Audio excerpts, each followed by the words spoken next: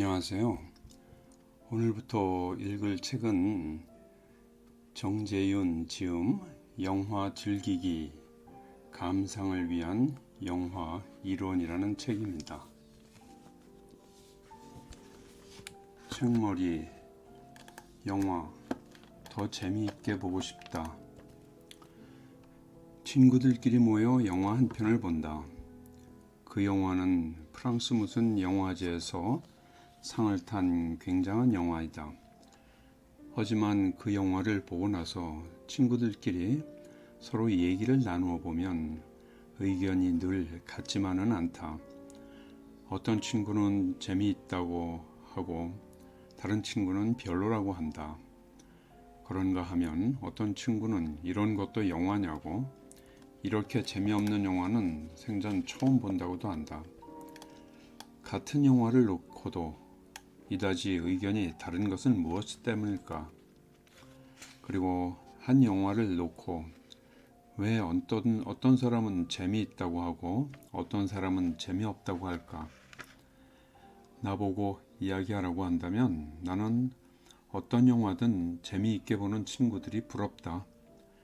같은 돈을 내고 귀중한 시간을 들여서 영화 한 편을 보는 것이니까 이왕이면 재미있게 영화를 보고 싶다는 생각인 것이다. 그리고 내 생각에는 잘 만들어진 영화라면 어느 영화든 재미있게 볼 수 있다고 믿는다. 영화를 재미있게 보는 방법이 따로 있을 거라고 생각하는 것이다. 이 책은 바로 영화를 어떻게 하면 좀 더 재미있게 볼 수 있을까 하는 질문에 답하기 위해서 쓰여졌다. 영화를 좀 더 재미있게 보는 방법에는 여러 가지가 있을 것이다. 영화 이론에 대해서 더 많이 아는 것도 그 한 가지 방법이라고 생각한다. 야구 규칙을 알면 야구 경기를 좀 더 재미있게 관람할 수 있는 이치와 마찬가지다. 그래서 이 책은 꽤 많은 영화 이론을 다루고 있다. 하지만 이 책은 본격적인 영화 이론서는 아니다. 영화 이론을 다루되 영화를 이해하고 영화를 좀 더 재미있게 보는데 도움이 될 그런 이론들만 다루었다. 그러므로 어떤 부분은 과감히 생략되었으며 어떤 부분은 지나치게 어려울지도 모른다.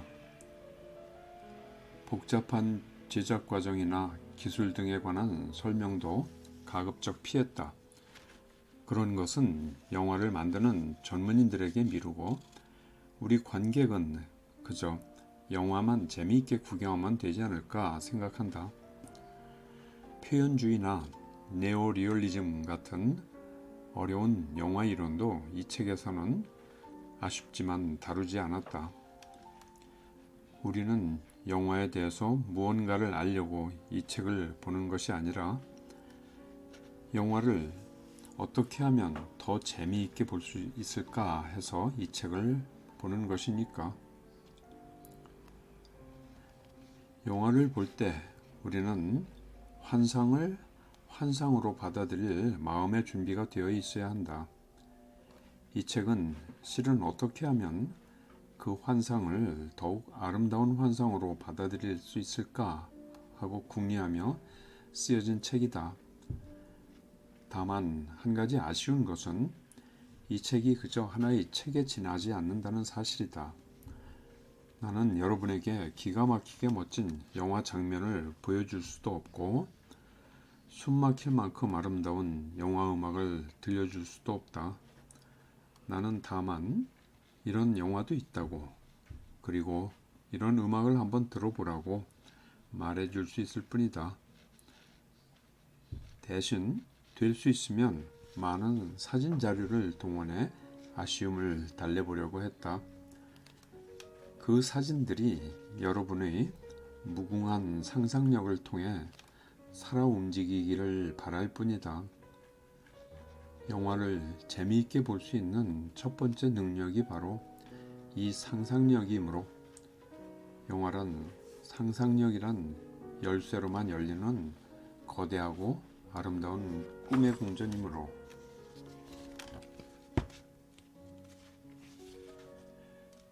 A. 영화는 다르다. 영화를 즐거리만 봐서는 안 된다.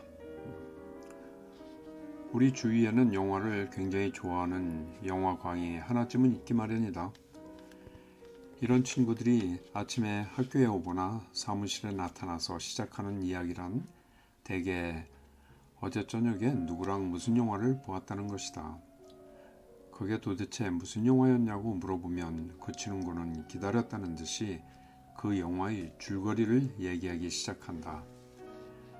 그 영화의 감독이 누구였다든지 배우가 누구였다든지 하는 것은 줄거리를 이해하기 위한 양념에 지나지 않는 수가 많다. 우리 또한 그 줄거리를 듣고 그 영화가 재미있을 것인지 그렇지 않을 것인지 판단하고 정말 재미있을 것 같으면 나도 보러 가야지 하고 마음 먹는 것이다. 시간이 남거나 그저 영화 한 편을 보고 싶어서 무슨 영화를 보러 갈까 하고 궁리할 때에도 우리가 참고하는 것은 영화 광고지나 신문의 영화평에 나와 있는 영화 줄거리이다. 영화에서 줄거리가 가장 중요하다고 생각하는 태도는 영화관 안에서도 볼 수 있다. 영화가 끝나고 영화의 주제가와 함께 스태프들의 이름이 자막에 나오기 시작하면 대부분의 관객들은 영화가 끝나기만 기다렸다는 듯이 짐을 챙겨 자리에서 일어나기 시작한다. 영화관에 다시 불이 들어올 때까지 자리에 앉아 주제가를 즐기는 관객들은 극소수에 불과하다. 하루에 한 번이라도 상영을 더 하고 싶어하는 영화관의 입장에서 보면 이것은 고맙기 짝이 없는 이야기다. 영화관 가운데는 영화의 줄거리가 끝나기 무섭게 영화 상영을 중단해버리는 데도 있다. 영화의 줄거리 또는 이야기가 차지하고 있는 위치는 사실 대단하다.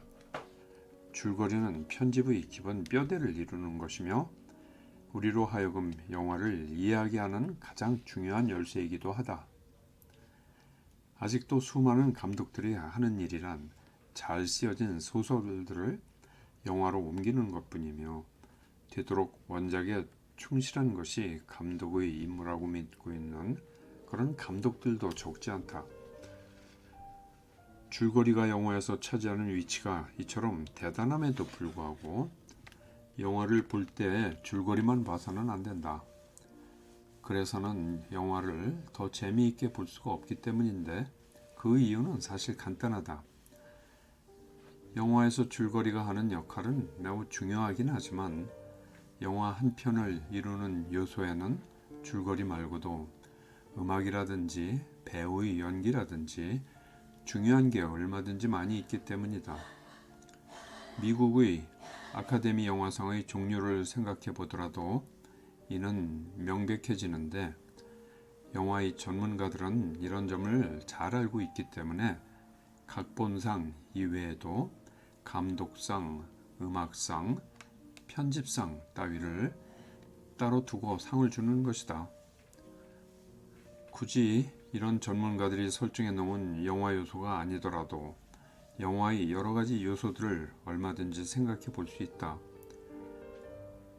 내가 아직 독일에서 공부하고 있을 때의 이야기다.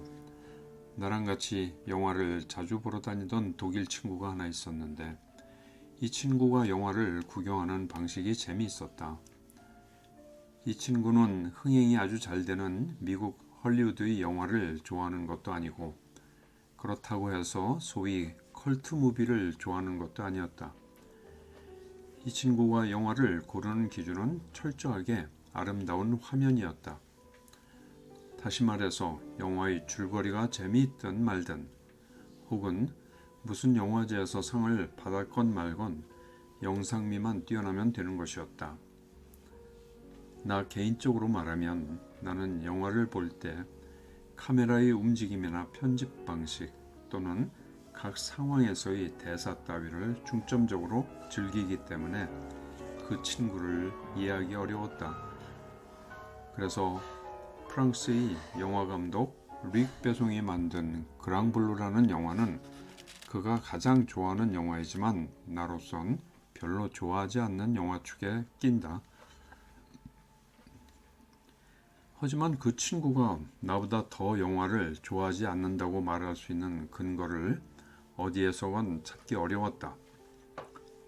영화를 볼 때 줄거리만 봐서는 안 되는 중요한 까닭 또 하나는 어떤 영화에서는 줄거리가 전혀 중요하지 않기 때문이다. 이런 것은 실은 우리 모두가 잘 알고 있는 사실이다. 임권택 감독이 만든 서편지를 예를 들어보자. 이 영화의 줄거리는 한 판소리 명인이 소리를 완성시키기 위해 딸 송화의 눈을 멀게 하면서까지 딸에게 소리 공부를 시킨다는 것인데, 굳이 주제를 따지자면 위대한 예술혼이라고나 해야 할 것이다. 하지만 이런 주제나 줄거리가 이 영화에서 차지하는 위치는 그 서글픈 우리의 가락과 소리, 다시 말해서 음악과 비교할 때 그다지 중요하지 않다고 해야 할 것이다.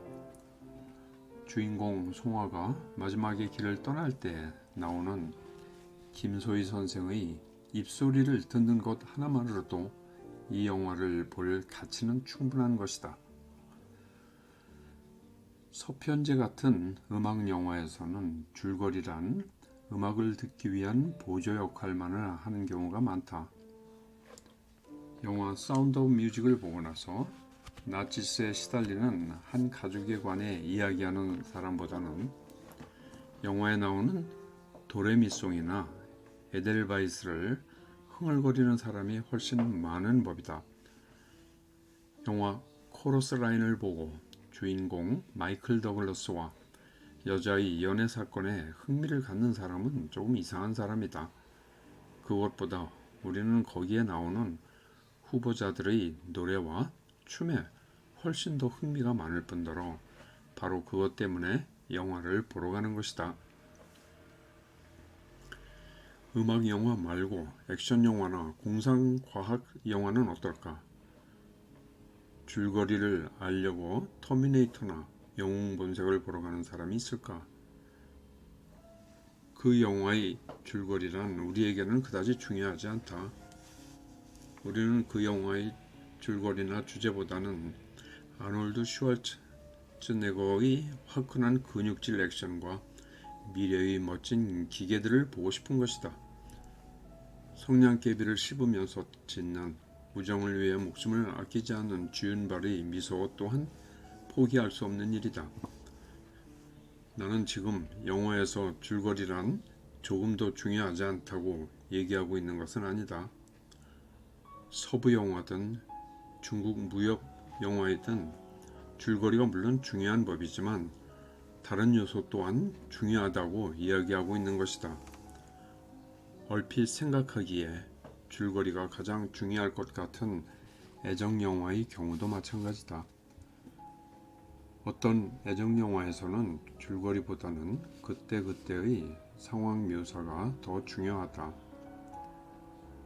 특히 프랑스의 애정 영화는 이야기를 하는 데보다는 감정 묘사를 하는데 더 많은 시간과 노력을 투자하므로 줄거리만을 쫓다가는 영화 자체를 이해하지 못하게 되기 쉽다.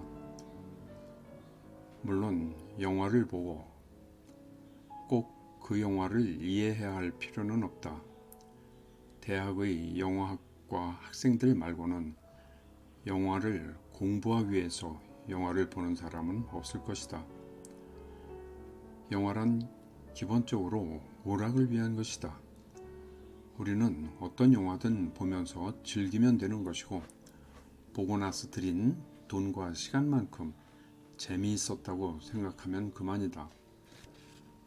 어떤 영화를 보고 화면의 아름다움만을 즐기든 아니면 음악의 아름다움만을 즐기든 배우의 연기만을 보든 그건 보는 사람의 자유이다.